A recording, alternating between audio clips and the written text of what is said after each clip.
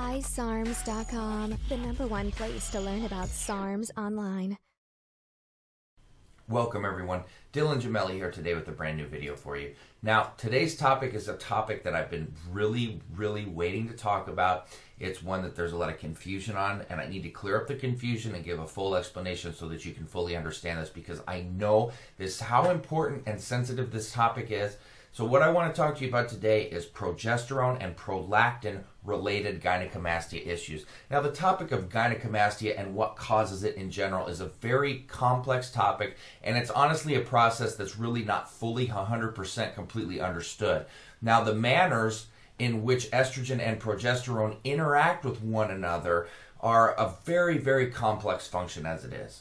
In theory and in vitro, progestins are regarded as inhibitors of prolactin secretion in the body, and that's specifically in your pituitary gland in your brain.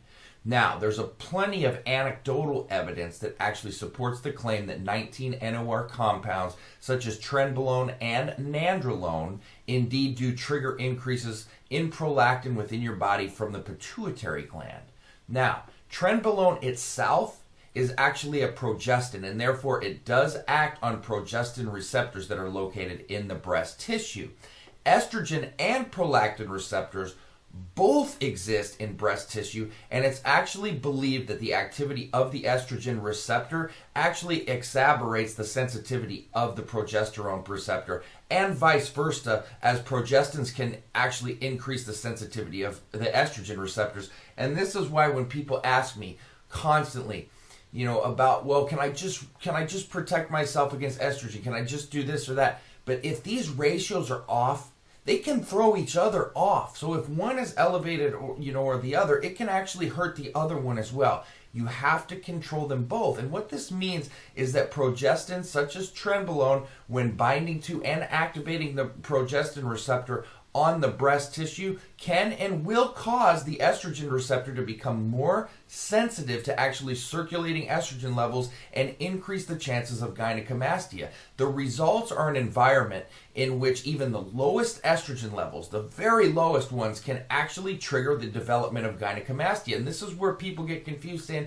but my blood work shows this and that, but this is why.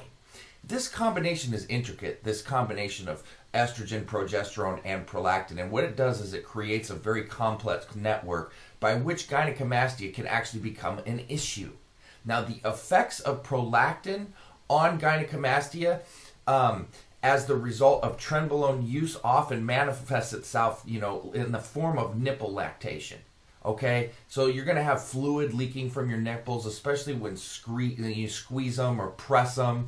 It's so uncomfortable. I don't know if you've ever had it. Not only is it bad physically, but mentally it's bad too, man. It really is. I've had it happen before. I'm sure many of you had. It wears in your mind, it wears in your brain, and you start to wonder, man, what is going on with me? What is happening to me? And it can be depressing.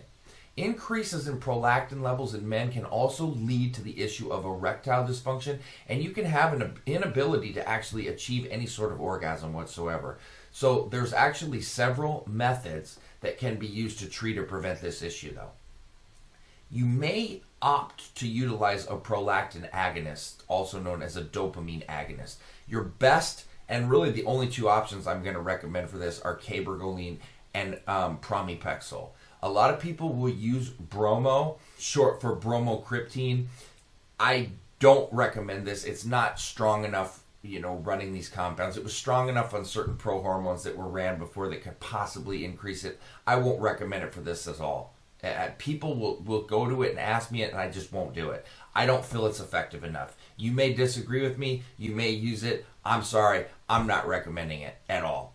What these drugs do is act as dopamine receptor agonists. And what happens is it results in decreased and or eliminated prolactin levels. Now, obviously you need to control your estrogen levels with an aromatase inhibitor with compounds that tend to aromatize things like testosterone, or simply reducing your testosterone dose to its more TRT level should really keep that at bay. But you want to do that in order to minimize aromatization into estrogen. Now, the use of vitamin B6 in order to control prolactin levels has shown to be, effective to a point at about 600 milligrams daily. please don't rely on this solo. If you want to add this into what you're running, it is a sweet addition. And say, you're scared to run Caber or Promi too high. You could run Caber a little bit lower or Promi a little bit lower and add B6 in there and get the full benefit of it. And that's a smart move because, these two drugs in particular do have side effects. Promi far worse, but Caber does too. Caber can make you feel so tired, and it can have some long-term effects on your heart. That is known. So B6 is really vital here because it can help you to lower these doses, alleviate some side effects and long-term damage, and still keep you safe because you combine them together and you get that nice effect. Now, every individual really needs to understand that although controlling estrogen levels correlates with controlled prolactin levels from the pituitary gland, this does not seem to work for all users. Some users have demonstrated to still exhibit prolactin increases despite maintaining low estrogen levels during, trenbolone and DECA use.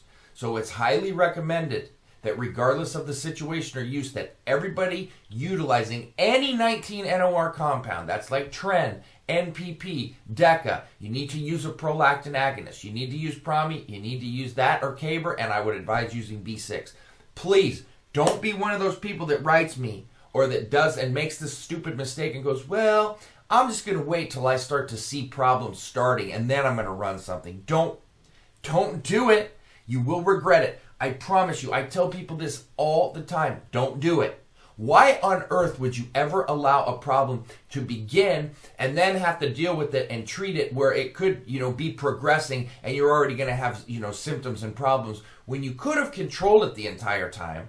Okay, you could have ensured that you had no problems, and you could definitely ruin your cycle by letting things happen like this as well. When your prolactin increase is too high, it is going to throw everything off. Trust me. I've been there once, and I will never be there again. I learned my lesson the hard way.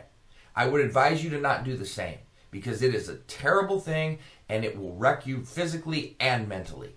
So this was a breakdown for you to kind of explain, because people will go, well, prolactin-induced gynecomastia, what causes it? Here's the whole breakdown for you. So you got a scientific and full and thorough explanation so that there's no questions left. Dylan Gemelli, signing off. iSARMs.com, the #1 place to learn about SARMs online.